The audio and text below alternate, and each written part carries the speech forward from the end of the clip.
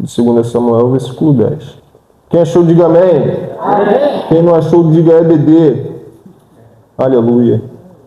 E Rispa, a filha de Aia, tomou o pano de saco e os espalhou para si sobre a rocha, desde o início da colheita até que a água caiu sobre eles do céu, e não deixou que viessem sobre eles nenhuma ave do céu de dia. Em outras traduções deve estar escrito nenhum abutre ou nenhuma ave ruim. E não deixou que viesse sobre eles nenhuma ave do céu de dia, nem os animais do campo à noite. E disseram a Davi, porque Rispa, a filha de Aia, concubina de Saul, havia feito. Agora a igreja se assente e abra suas Bíblias em Colossenses capítulo 3, rapidamente. Colossenses capítulo 3, rapidamente. Eu vou ler 3 versículos apenas. O versículo 3. Porque já estáis mortos, e a vossa vida está escondida com Cristo em Deus. O versículo 13. Suportai-vos uns aos outros, e perdoando-vos aos outros, se algum homem tiver queixa contra o outro, assim como Cristo vos perdoou, assim vocês fazem também. E sobre todas essas coisas, revesti-vos de caridade ou de amor, que é o vínculo da aleluia. Igreja, estamos mediante um texto muito conhecido por todos. Foi nos dado um tema muito importante, revestivos do amor para o vínculo da perfeição. Olha para o crente mais bonito, se não for bonito, cheiroso que está do seu lado, e diga com firmeza, igreja, pega na mão desse crente, fala para ele assim: o amor não é sentimento, é uma escolha. O amor não é sentimento, é uma escolha. Queridos, eu preciso de pelo menos 20 minutos da sua atenção. Viaje comigo por dentro dessa história. Aqui está um texto que começa falando de uma mulher que está de luto, que está sofrendo, não tem mais cor na vida dela. Essa mulher está 5 meses chorando, debaixo de sol de dia, sol quente, debaixo de chuva à noite. Essa mulher foi uma concubina de um rei muito bom no começo, mas muito perverso ao decorrer da sua caminhada. Porém, essa mulher teve 2 filhos desse rei, chamado Saul. Todos conhecem a história de Saul aqui, sim ou não, igreja? Sim. Saul começou muito bem, era formoso, tinha aparência, era um dos melhores guerreiros de Israel da época, a ponto de os outros reis olhar para Saul e tremer na base, pela sua estatura física. Só que Saul teve uma concubina chamada Rispa, 2 filhos. Porém, Saul começou bem, Davi, pastor Davi. Só que, ao decorrer do tempo, o começo para Saul não foi o suficiente. E é por isso que Abacuque grita: Senhor, aviva a tua obra no meio dos anos. Que a gente não desanima no começo, a gente desanima no meio. A gente começa a falhar no meio. A gente começa a querer desistir no meio. A gente começa a pecar no meio. E é por isso que tem um profeta gritando anos depois para um avivamento no meio. Porque é no meio que a gente começa a olhar as guerras internas das nossas vidas. E começa a falhar. Saul morreu, Saul morreu. Junto morreu seu filho Jonatas, sua filha Merabe. E Deus já tinha escolhido um novo rei. Esse novo rei é Davi, ele está reinando, meu amigo Lucas, há 30 anos em Israel já. Está chegando perto da sua velhice. Porém, Davi fez coisas boas no começo. Começou igual Saul, bem, aquele fervor, sabe? Guerreou bastante, não fugia da luta. E ele lembrava do testemunho dele do começo. Eu matei urso e matei leão. Eu derrotei gigante. Porém, chega um certo dia que Davi está esquecendo do seu próprio testemunho, da sua própria vida, do seu próprio começo. E quando foi isso, Jonathan? Quando ele está passeando no seu palácio, na sua varanda, no seu terraço. E ele já tem tudo. A porta abriu para Davi. Ele conquistou a terra de Jebus, que era Jerusalém no passado. Retornou para o mesmo nome. Ele agora tem concubinas, tem mulheres, tem filhos, está reinando bem, está tudo indo bem na casa de Davi, juventude. Para ele não está faltando nada, tem ouro, tem prata. Para Davi está tudo bem. Ele começa a passear pelo seu palácio.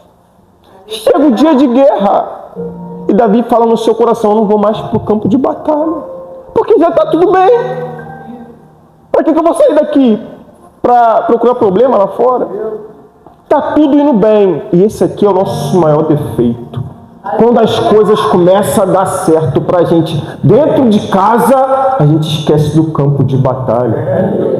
E o problema não é esquecer do campo de batalha, é esquecer que só na guerra que a gente consegue trabalhar.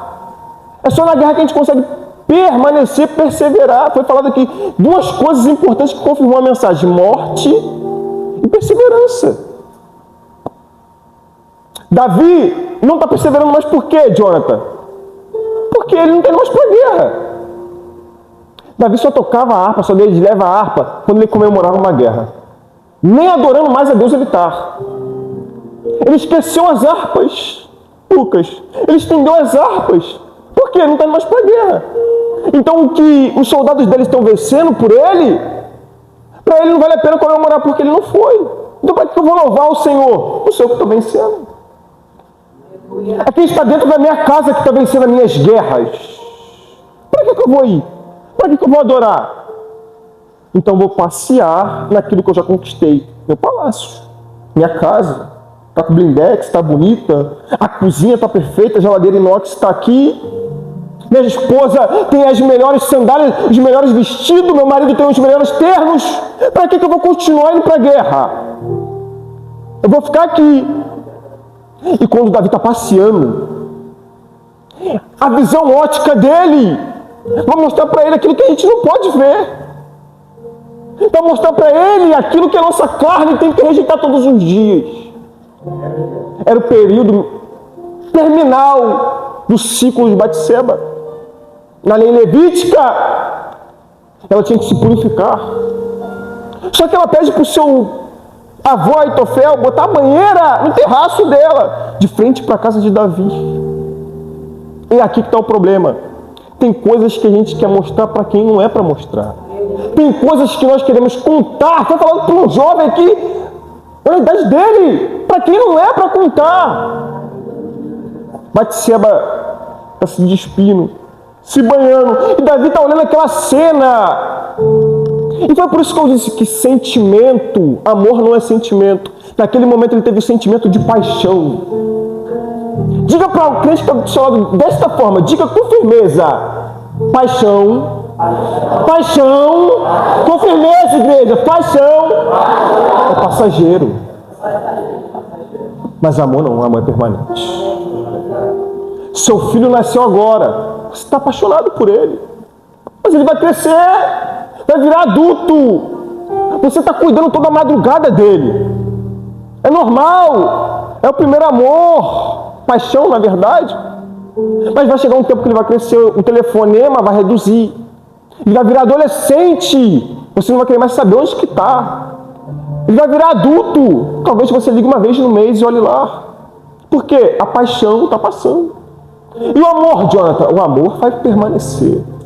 O amor gera a constância de você ligar para o seu filho todos os dias e falar: você está bem? Como você está se sentindo? A constância faz o amor permanecer. E a paixão, Jonathan, é passageira, é um sentimento. Davi pega a mulher que não é dele, ele cai, ele peca. Porém, Davi faz algo que poucos de nós no meio da nossa geração quer fazer, juventude. Permanecer.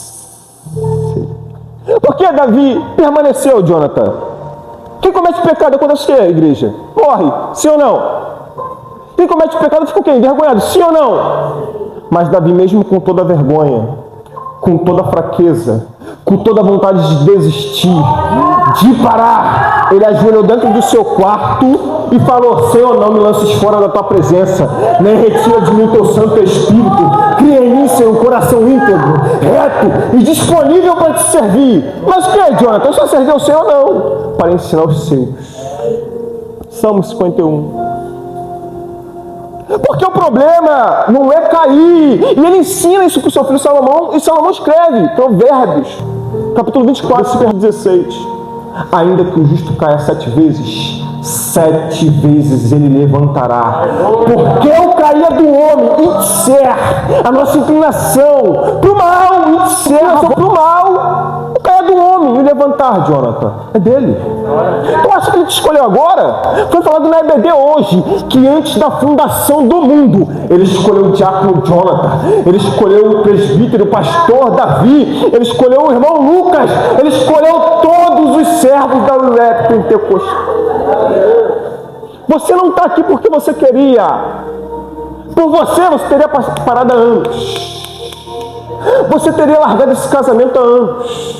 Você teria desistido desse teu filho há anos. Mas uma graça te envolveu. A misericórdia dele te alcançou. Alcançou a tua família, a tua casa. E é por isso que você não vai desistir. Você acorda todos os dias falando: eu vou chutar o pau da barraca, mas ele vai lá e te renova pela manhã. Por quê, Jonathan? Todos os dias a graça dele se renova. Espírito Santo. Davi não desiste. Porém, tem as consequências dos sentimentos. Sentimento é transitório, vai e vem. Paixão é transitório, vai e vem. Mas o amor é permanente. Porém, tem as consequências. Quais são as consequências, Jonathan? A dor, a ferida. Às vezes Deus fere a gente. Às vezes Deus faz a gente ficar com uma dor permanente. Por quê? A gente escolheu o sentimento em vez do amor. Jonathan, você não me explicou ainda onde você quer chegar. Quando Davi pecou, Deus perdoou. E ele escreve 7 salmos penitenciais de arrependimento. Ele se arrependeu, sim ou não, igreja? Sim, mas teve a consequência dos seus sentimentos. No momento, e qual foi, Jonathan? A casa de Davi fez isso daqui, virou de cabeça para baixo. O filho olhou para a irmã e falou: minha irmã é bela, eu quero ter relacionamento com ela. E ele falou isso com o primo.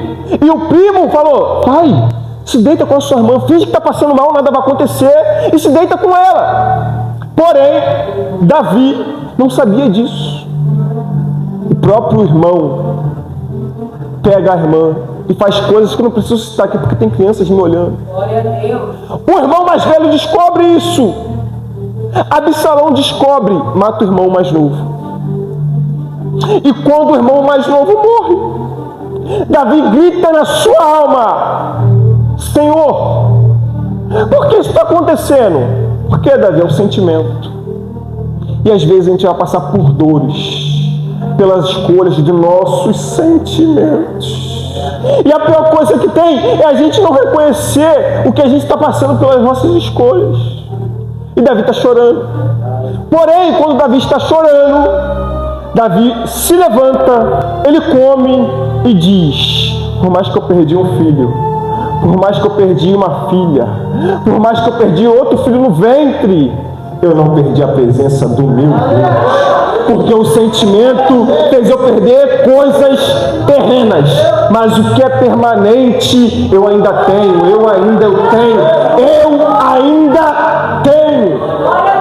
Que é a presença de Deus na minha e na sua vida. Davi tinha todos os motivos para desistir, mas ele permaneceu. Por quê? Ele tinha sentimento pelos filhos. Ele teve sentimento por Batseba, mas ele amava uma coisa. ele amou uma coisa que vale muito mais a pena do que tudo que a gente conquista nessa terra. O que ele amou, Jonathan? A presença de Deus nas nossas e na vida dele. Porém, as consequências ainda existem. E qual a consequência, Jonathan? Absalão agora está revoltado com o próprio pai, porque o próprio pai não corrigiu o filho quando o filho pecou, quando o filho pegou a irmã.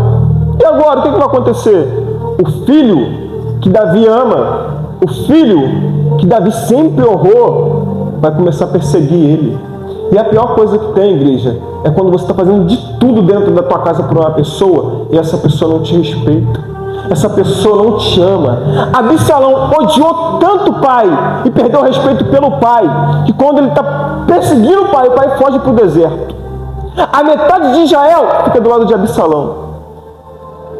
O povo a quem Davi deu de comer se revoltou contra ele. O povo a quem Davi cuidou, lutou todas as guerras, se revoltou contra ele, irmã Elizabeth. Porém, Davi ainda amava seu filho. E ele disse: eu não quero entrar em guerra contra a minha casa, meu irmão Davi. O que é melhor para a gente fazer? Você entraria em guerra contra a sua esposa dentro de casa, Davi? Não. Brigas tem. Desavenças às vezes tem. Se a gente falar que não tem, é mentira nossa. Mas guerra não tem como. O próprio Jesus Cristo disse que reino dividido não. Reino dividido não? Não tem como. E família é reino. Casamento é reino. Filhos é reino. Não é sobre eu vir pregar para vocês. É sobre mesmo passar luta dentro de casa ou fora, seja com mãe, com pai, com esposa ou com esposo. Eu tenho que entender que é reino.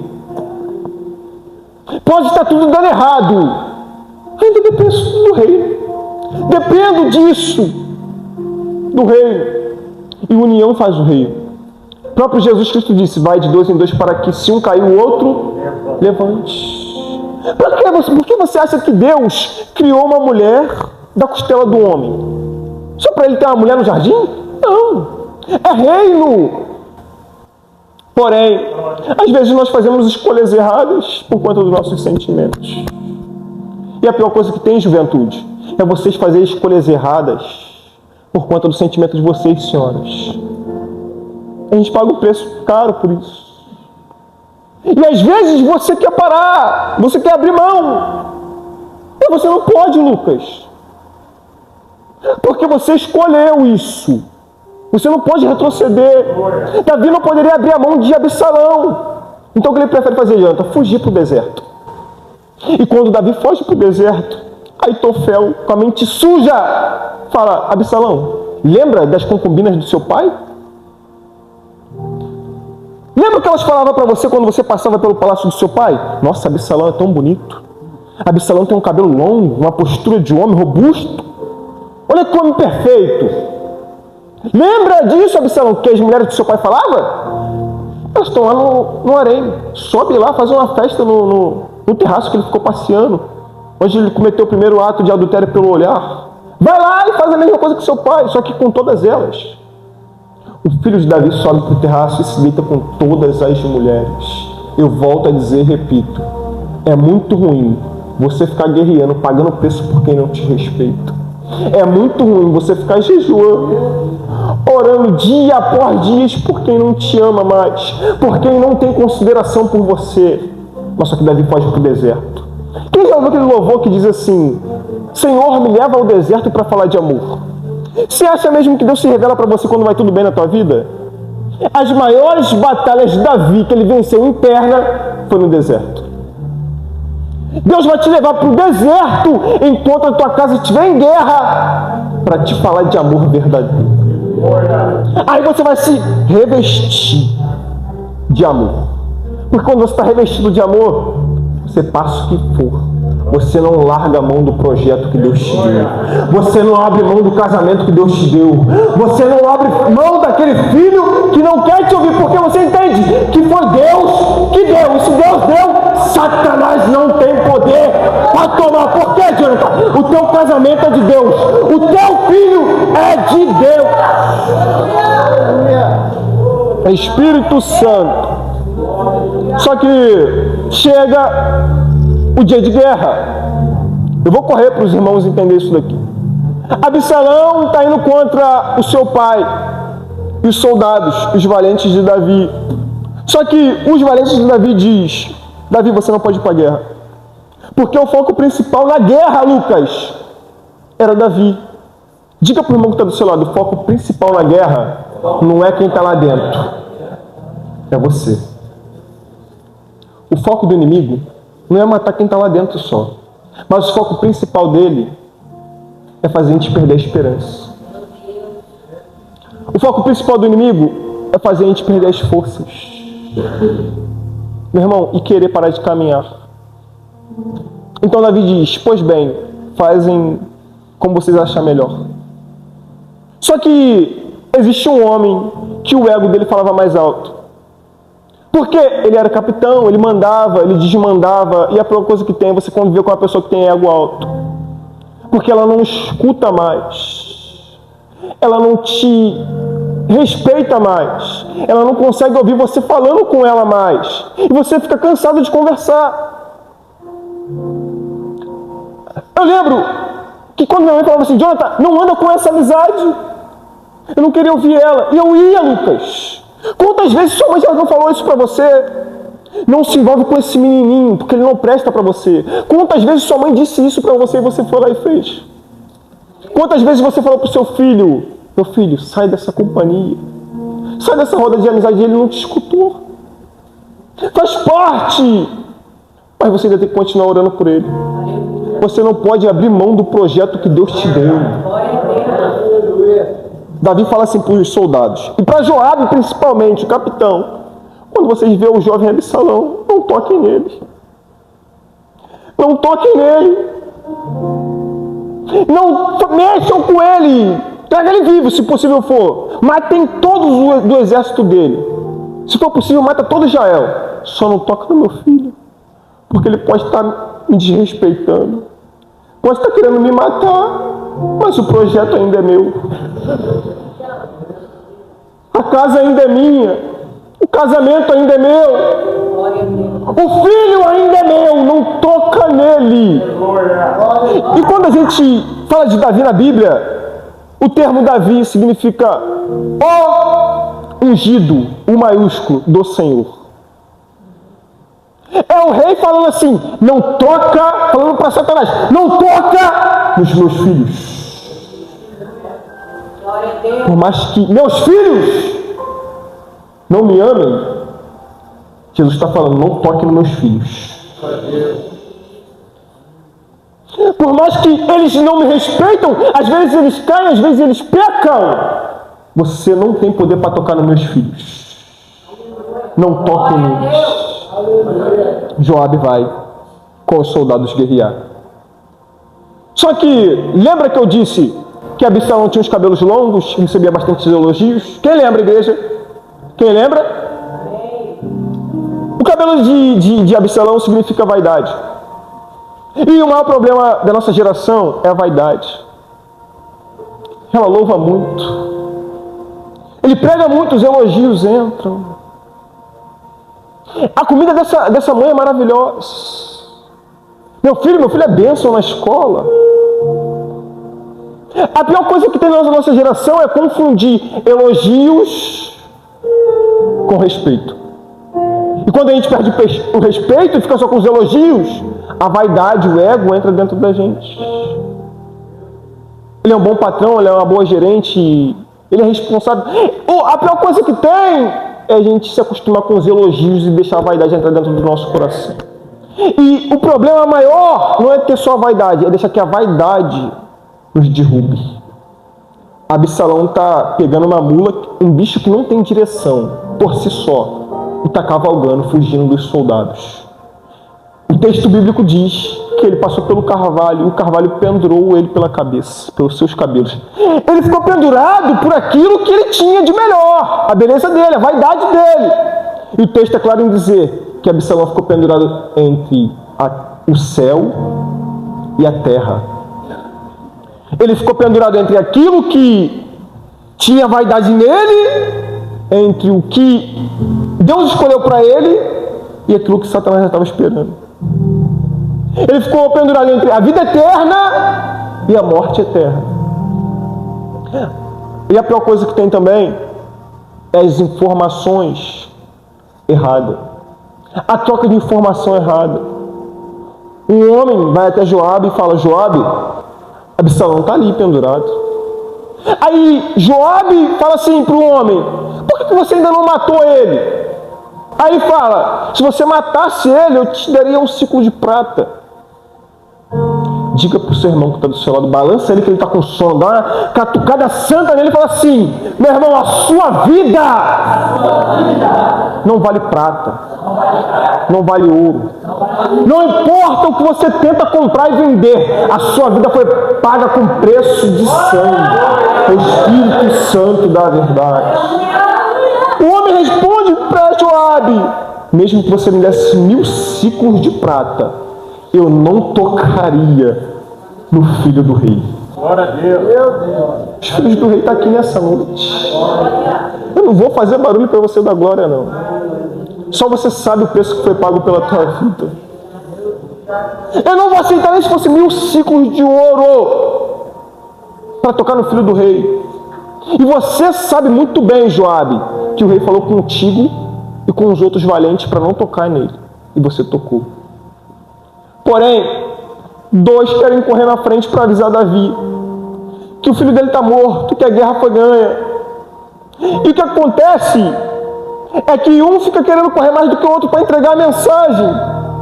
Queridos, não fiquem querendo correr para chegar na frente. Não fiquem querendo correr para ter cadeira, para ter altar, para ter cargo dentro da igreja. E de onde para que eu tenho que correr? Paulo me ensina para pegar a coroa da vida, para ganhar a coroa da vida, a coroa da salvação. Você está correndo tanto, você está caminhando tanto, mas não tem mais direção. E o problema de correr e entregar a mensagem, que tem pessoas entregando a mensagem errada, Vanessa. Tem pessoas que entram dentro da nossa vida para fazer fofoca da nossa vida. E às vezes não sabe o que a gente passa dentro de casa. E esse aqui é o maior problema.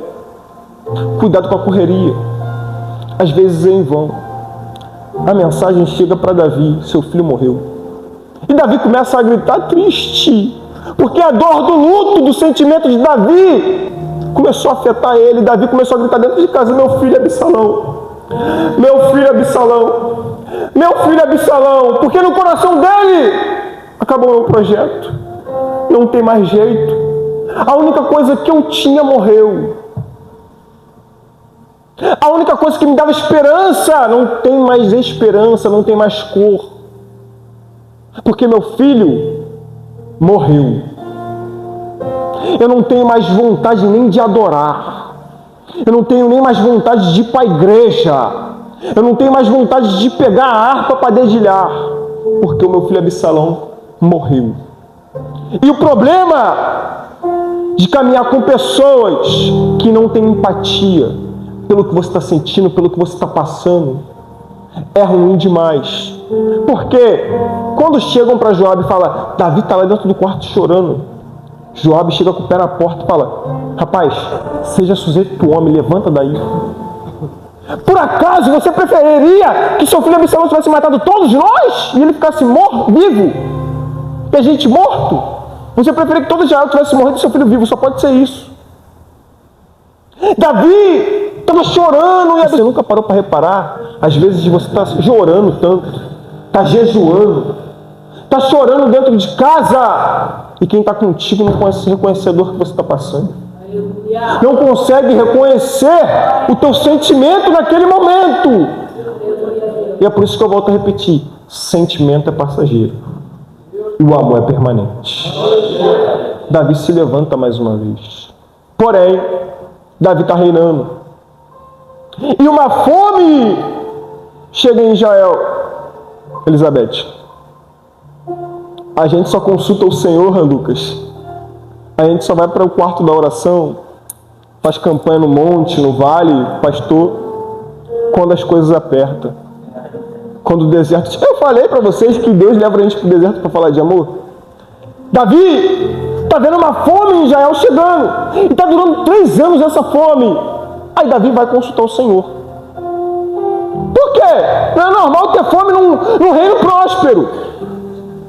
Não é normal o armário não ter mais uma comida para comer. Não é normal a fonte secar assim do nada. Não é normal não ter uma porta de emprego durante 3 anos. Não é normal você trabalhar todo dia e no final do mês não sobrar R$1. Tem alguma coisa errada. Aí Davi vai consultar o Senhor. Aí você começa a subir monte, aí você começa a ir para o vale, aí você começa a orar, a jejuar, aí você começa a voltar a fazer campanha. Por quê? Porque não está normal. Você está vendo que as coisas dentro de casa para os seus filhos estão faltando. Aí começa a guerra entre mulher e homem. Você não pode me levar para isso, eu não posso comprar isso para você. Não está normal o que está acontecendo. Aí Davi vai consultar o Senhor. Davi espera a guerra chegar em casa. Davi espera a fome chegar em casa para consultar o Senhor. Davi está consultando o Senhor. Aí o Senhor responde: Davi, há tantos anos atrás, Saul quebrou algo de 500 anos atrás que Josué fez no capítulo 9. Josué prometeu proteger os Gibeonitas. Então Saul foi lá para proteger Israel. E Judá matou os outros povos, matou os Gibeonitas. E é por conta desse pecado de Saul ainda, depois de anos. Isso aqui é assustador, meu amigo. Porque o Senhor estava falando aqui de gerações.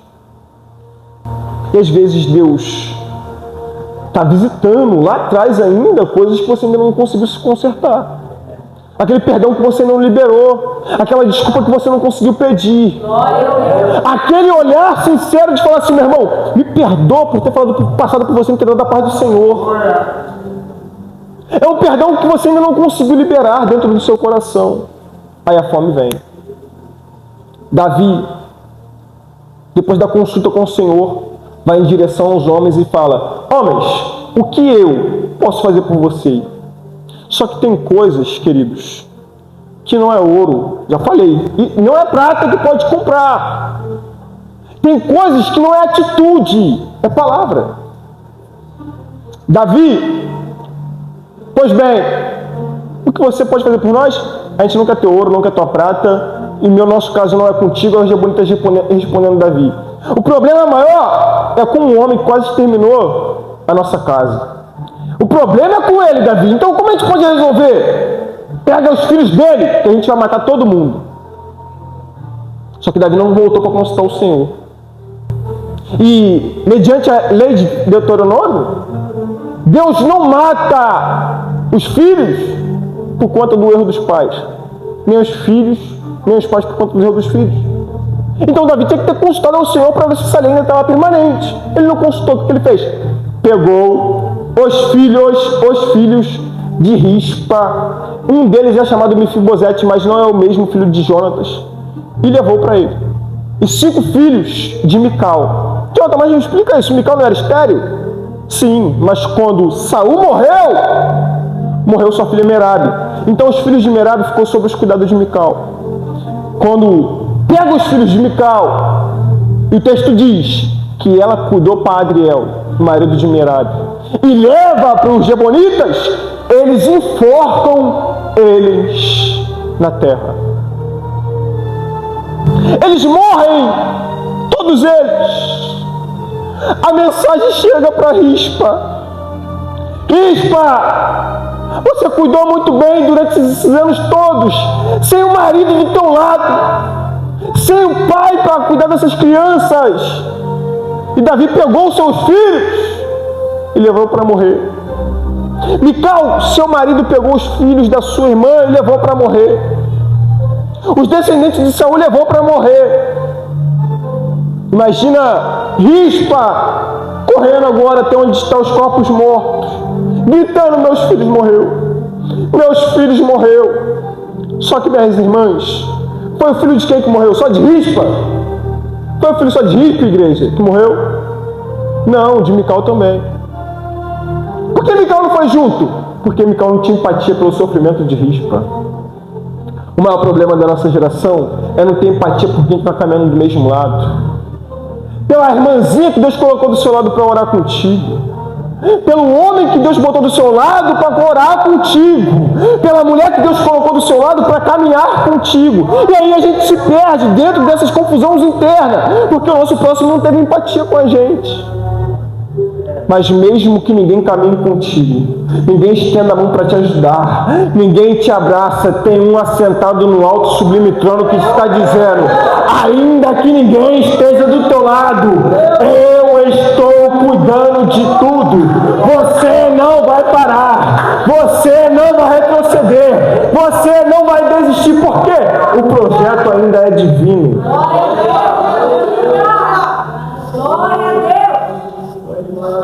Eu cheguei no final, agora eu fecho a minha Bíblia. Rispa está correndo até onde está todo mundo morto. E Rispa está vendo um cenário caótico, que quando ela chega, já está caída a tarde e está começando a cair gotas de chuva. A lama está envolvendo o corpo. Os corpos estão ficando enlameados e Rispa está tentando limpar. Só que o dia vira e Rispa está ali ainda cuidando do que Deus deu para ela. Rispa está vendo que o sol está aquecendo a carne dos mortos e está jogando pano por cima. Está cuidando dos corpos ainda. Só que passou uma semana, Elizabeth, e Rispa ainda está ali, pastores, cuidando do projeto que Deus deu para ela. Porque independente que pareça tudo está perdido, Rispa não está desistindo, meu irmão, da vida, do que Deus deu para ela. Por mais que não tenha mais cores, não tenha mais vida, Rispa não está desistindo do que Deus depositou na vida dela. Por mais que não tenha mais conexão no casamento, diálogo, não tem mais conexão com o filho, diálogo, não tem mais sentimento, ainda tem amor. Porque sentimento é passageiro, amor é permanente. Por mais que ainda esteja morto, ainda tem esperança. E é por isso que Rispa está perseverando. Jonathan, por que ela vai continuar perseverando por algo que está morto? Porque o projeto é dela. Porque ela orou, ela pediu aquilo a Deus. Rispa está indo para o 3º mês. Só que agora, quando o corpo começa a distribuir cheiro ruim, as aves, os abutres, começam a querer chegar perto do corpo, porque já está fedendo a morte, já está cheirando mal. O cheiro de morte já está envolvendo o corpo, e os bichos querem comer o corpo que está no chão. Só que Rispa está falando assim: por mais que as bestas selvagens do campo se aproximem, por mais que Satanás tenta tocar no que está morto, que o abutre tenta tocar no que está morto, eu não vou deixar o inimigo vencer a minha guerra, porque aquele que confiou em mim é fiel para cumprir todas as coisas na minha vida. Então o que Rispa vai fazer, Jonathan? Rispa vai perseverar até o final. Ela vai continuar cuidando daquilo que ela está vendo que não tem mais cor, porque ela ainda tem esperança.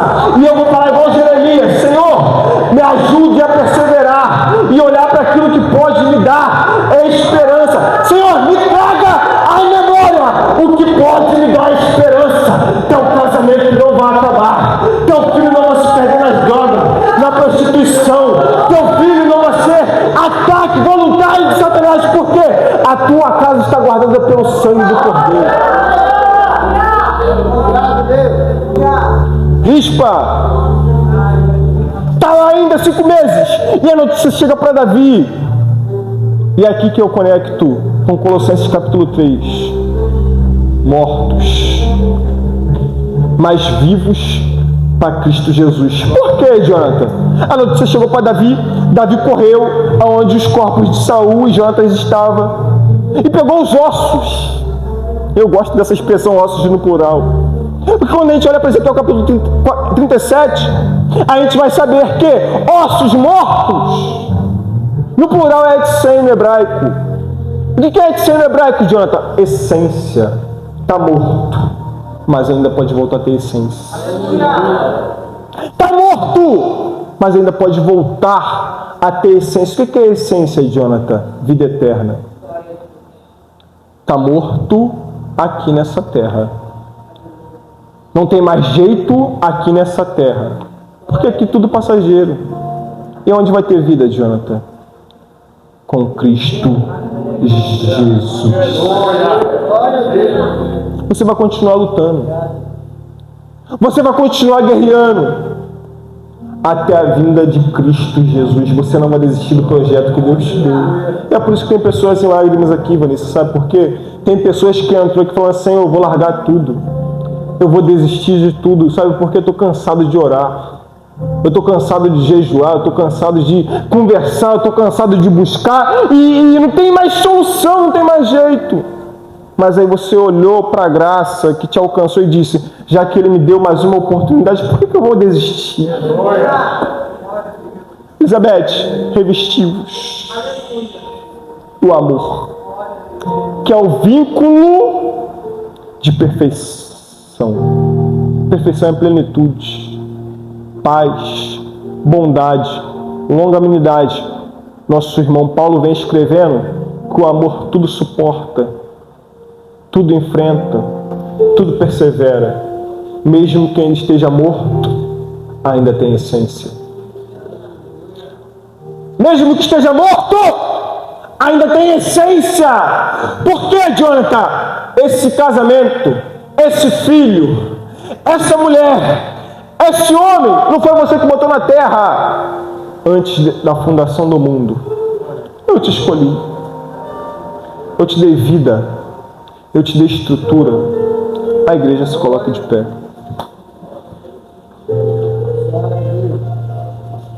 Sabe por que você não vai desistir? Porque passou 5 meses e você continuou cuidando dos corpos, Rispa. É por isso que você não vai desistir.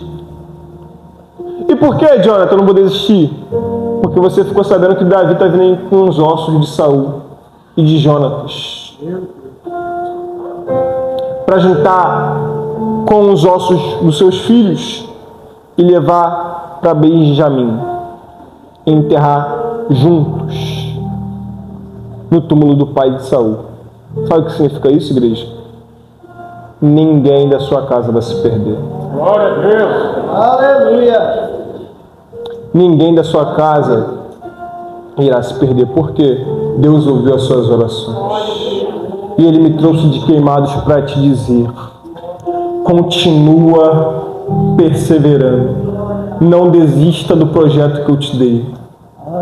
A não ser que seja igual a Helena Raquel falou nos Gideões. Se tiver agressão, se tiver algo de errado de um homem tocar numa criança dentro da sua casa, aí você desista. Mas fora isso, continua lutando pelo teu casamento. Continua lutando pelos seus filhos. Continua a juventude estudando, que isso aqui não é só sobre casamento e filhos. É uma faculdade que você sonha em fazer. É um estudo que você sonha em terminar. É um carro que você sonha em comprar. Uma moto que você um dia pode ter. Não desista do projeto que Deus te deu. Você que ouviu essa palavra, sabe que você é um projeto desde o ventre da sua mãe, determinado por Deus. Você sabe que não tem outro caminho, outra verdade, além de Cristo Jesus. Está afastado do caminho. Jonathan, por um momento eu me frustrei, eu desacreditei do projeto, eu só vi morte, eu só vi falta de cores e quero desistir. Você que não tem mais visão do projeto pronto ou terminável, quer aceitar Jesus como seu único Salvador? Tem alguém para Jesus nessa noite? Tem alguém que sabe que por um momento se frustrou na caminhada, mas quer voltar para o Senhor? Tem alguém, igreja? Até o final do culto. Agora você que é crente, isso aqui é para quem é corajoso, que sabe que precisa perdoar algumas pessoas e liberar perdão. Você sabe que o projeto ainda está de pé dentro da tua casa, mas você não está vendo mais cores.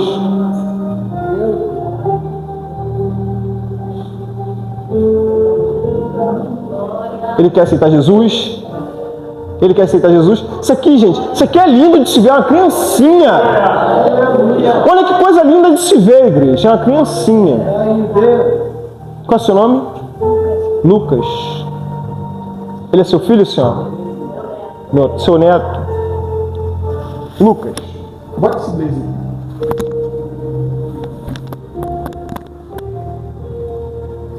Aleluia.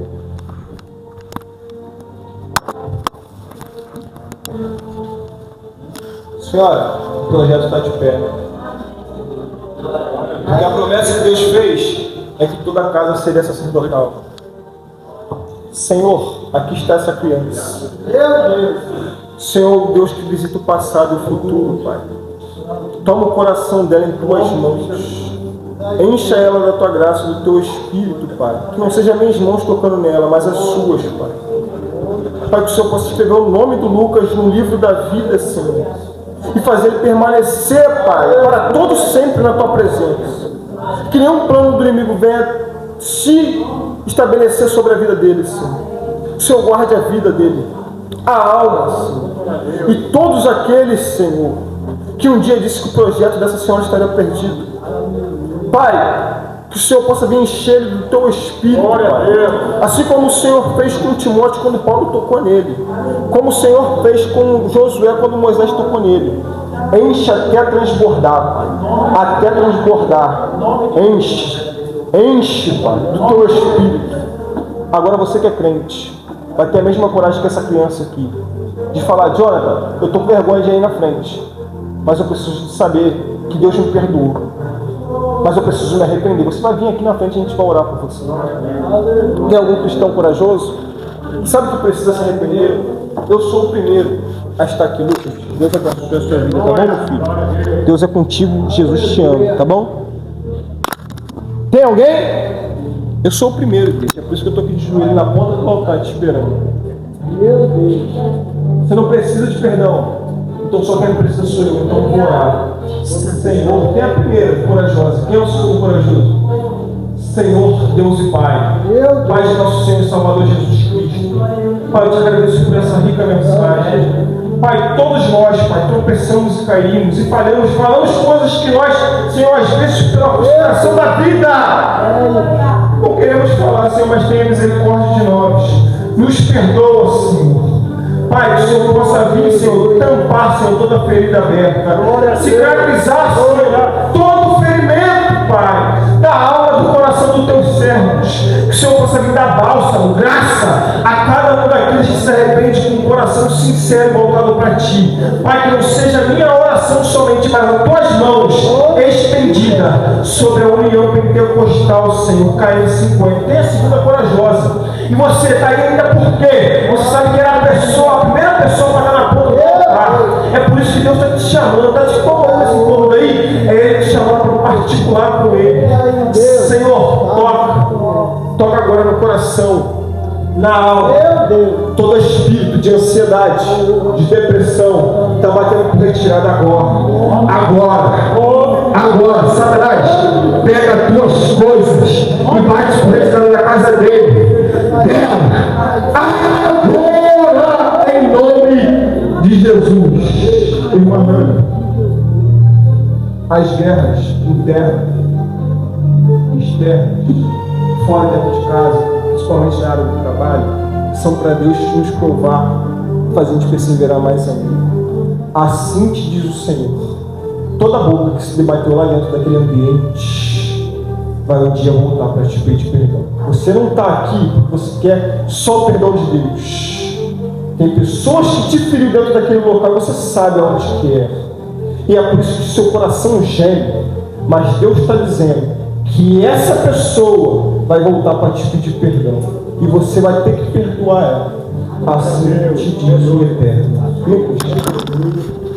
A igreja aplauda.